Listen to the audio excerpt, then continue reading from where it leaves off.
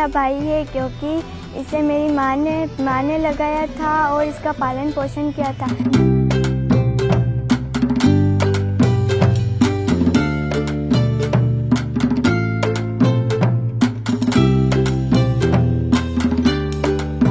पैसे उस लड़की के नाम से खर्च किया, ये उसको शिक्षा से वंचित नहीं रखना।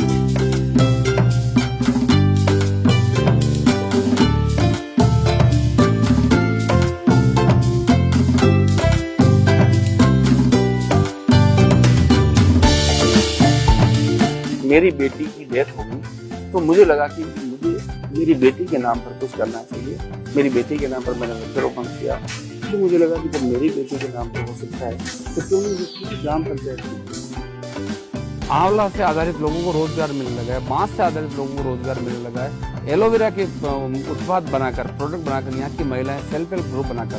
यहाँ विकलांगी में आई तब मैंने यहाँ आकर देखा है तो बेटियों को बहुत सम्मान मिलता है। बेटियों को लिखाते हैं, बेटियों को पढ़ाते हैं।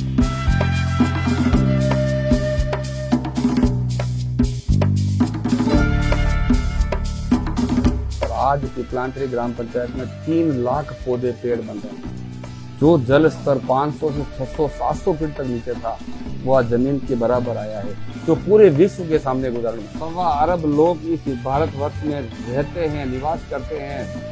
अगर 1.25 अरब लोग हर साल एक पौधा लगाकर पेड़ बनाने तक उसका देख रेख करें तो प्रदूषण नाम की समस्या जड़ से खत्म हो जाएगी।